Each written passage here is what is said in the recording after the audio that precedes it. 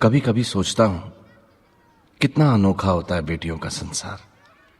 जहां जन्मती हैं, पलती हैं, बढ़ती हैं, वहीं से जड़ें समेटकर कहीं और पनपने के लिए चली जाती हैं। उनका अपना घर पराया हो जाता है और वे पराए घर की मालकिनें बन जाती हैं। नन्ही नन्ही कलियां देखते ही देखते एक दिन जगत जननियां बन जाती हैं। बेटी का पिता चाहे विदेश में बसा कोई बड़ा उद्योगपति हो, चाहे मुझ जैसा मधुपुर का एक छोटा सा फलों का व्यापारी, दोनों की नियति एक जैसी ही तो है। अपनी लाडली को नाजों से पालना, आशीर्वादों से सींचना और एक दिन ब्याह कर विदा कर देना।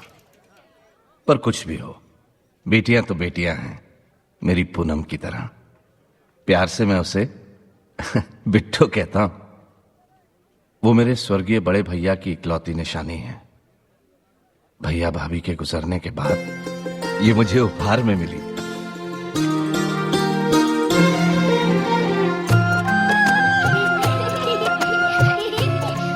पूनम मेरी बेटी छोटी के साथ बड़ी हुई। बचपन से ही दोनों बहनों में सगी बहनों सा स्नेह था। लेकिन मेरी पत्नी रमा पूनम को कभी अपना न सकी, क्योंकि रंग रूप में पूनम छोटी से अधिक सुंदर है।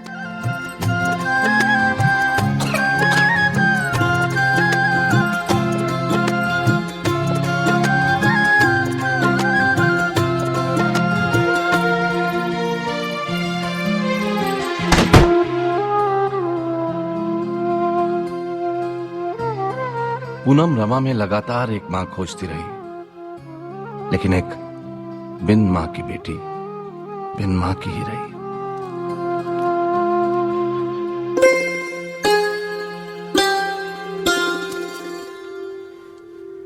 मैं पूनम को अपने पास ही रखने लगा। हाँ। चाचा जी। अरे मुनीम जी, वापस रखो, वापस रखो। बम। मैं स्नेह भरी एक नजर से उसे देखता, वो खिल जाती। मैं उसे कविताएं सुनाता, वो मेरे साथ गाती, हम अपनी आवाजें टेप करते।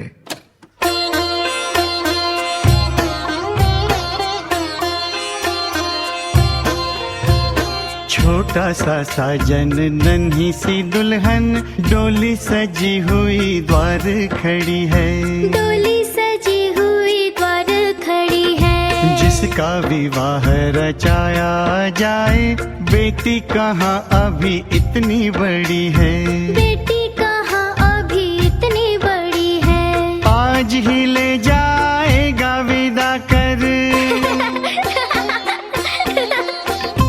आज ही ले जाएगा विदा कर। दूल्हे ने ये जिद पकड़ी है, बेटी पूछे बाबुल से, अरे भेजने की क्या जल्दी पड़ी है। बेटी पूछे बाबुल से, अरे भेजने की क्या जल्दी पड़ी है।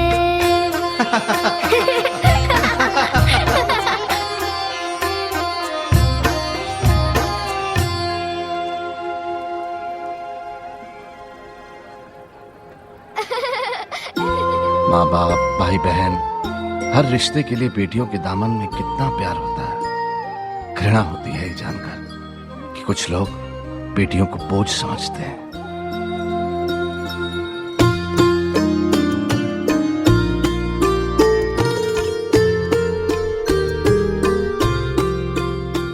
आज मेरी दोनों बेटियां बड़ी हो गई हैं और अब पूनम के विवाह के बारे में सोचने का समय आ गया है।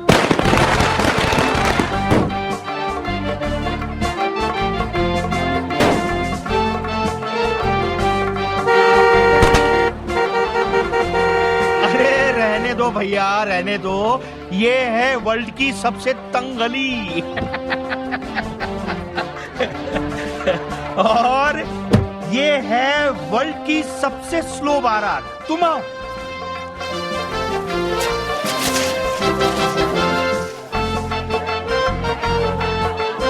ले, वर्ल्ड का सबसे फुस रॉकेट। फुस। राधे राधे राधे राधे मुनीम जी। राधे राधे। अरे भगत जी आप, कितने बरसों के बाद दर्शन हुए आपके। कृष्णकांत जी हैं घर पे? हैं, बिल्कुल हैं, आइए। मधुपुर तो वैसा का वैसा ही रहा जैसा हम छोड़ कर गए थे। वही छोटी छोटी गलियां, गलियों से गुजरती ये बारातें और छुट्टे रॉकेटों का डर। मेहरबानी आपकी। छोटे बाबू, क्या है मुनीम जी? भगत जी बता रहे हैं। भगत जी? अरे भगत जी आपने क्यों तकलीफ की आने की? एक फोन कर दिया होता, मैं ही पहुंच जाता दिल्ली। क्यों भाई, जब आप और भाभी जी जेवरों का ऑर्डर देने के लिए हमारे पास दिल्ली तक पहुंच सकते हैं, तो उनकी डिलीवरी देने के लिए हम मधुपुर नहीं आ सकते? क्यों नहीं जी? और भाभी जी, हम जब यहाँ रहते थे तो आप लोगों के साथ जो वर्ल्ड का बेस्ट टाइम बिताया है वो जरा याद करवाइए इन्हें। भाभी जी, कैसा है घुटनों का दर्द? अब कुछ ठीक है भाई साहब। ये चूड़ियों की डिजाइन देखते ही पूरा ठीक हो जाएगा। आपकी पारखी नजरों को जेवरों की कितनी परख है मुझे सब पता है। अभी से एक एक करके जेवर बनवाना शुरू करेंगे, तब एक दिन जाकर बेटियों के विवाह की तैयारियां पूरी होंगी भगत जी। अरे वाह, बेटी का कन्यादान तो सबसे बड़ा पुण्य माना गया है कृष्णकांत जी। और फिर जब बेटी जेवर गहने पहनकर दुल्हन के लिबास में सामने आ जाती है, मन आत्म विभोर हो।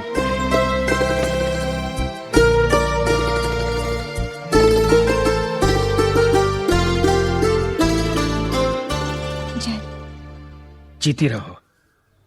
कृष्णकांत जी, जी ये पूनम है ना आपकी बेटा? अरे वाह, आपने खूब पहचाना। आपने तो इतना सा देखा होगा इसे। बस पहचान लिया। इस साल बीकॉम कर लेगी। मेरा अकाउंट्स का सारा काम यही संभालती है। वो सब ठीक है, मेरी जेवर बनाने की मेहनत पर तो पानी फिर गया। बिटिया इतनी सुंदर है तो मेरे जेवरों को कौन देखेगा? छोटी छोटी। चाची जी, मैं बुला के लाती हूँ। देखा न है रे, सोचा न है रे, रख दी निशाने पे जान। कदमों में जी इतना अच्छा गाना है, एक ठुमका साथ में। है बस यही अरमान। हाँ, अगर चाची जी को पता चल गया यहाँ पढ़ाई नहीं ठुमके लग रहे हैं, तो जानती हो ना क्या होगा? कुछ नहीं होगा, तुम जो हो मुझे बचाने के लिए। चल चल, तैयार होना है, नीचे मेहमान आए हैं।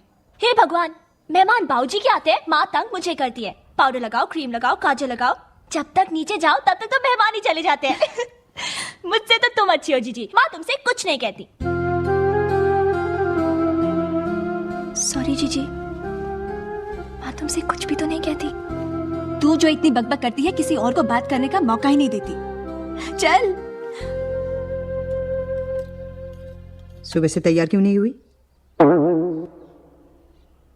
आज भी चेहरे पे लेप नहीं लगाया।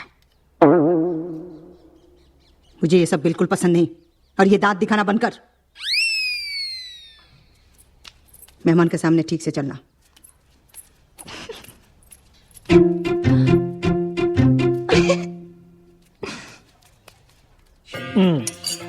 वाह, मधुपुर की रबड़िया ने वर्ल्ड की बेस्ट रबड़ी। कृष्णकांत जी, अब आज्ञा चाहूंगा।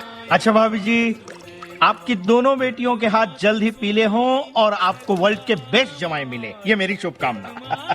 थैंक यू अंकल, आपकी बातें सुन के माँ आज मुस्कुराई तो सही। रमा, मैं भी जरा ठाकुर जी के मंदिर होकर आता हूँ। प्रवचन शुरू होने वाला।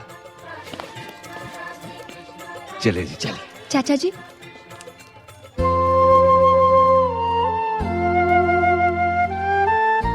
हमेशा भूल जाते हैं। अच्छा अंकल, फिर आइएगा। अच्छा बेटी। मेरी छोटी से छोटी आवश्यकता का ख्याल रखती है, जैसे बेटी नहीं माँ हो। कृष्णकांत जी, आप मुझसे पूछ रहे थे ना कि मैंने पूनम को देखते ही कैसे पहचान लिया है? सच बात तो ये है कि उसकी सुंदरता के और उसके गुणों के चर्चे अभी से हमारे समझ में होने लगे हैं। उसके विवाह के लिए तो कई प्रस्ताव आपके पास आए होंगे।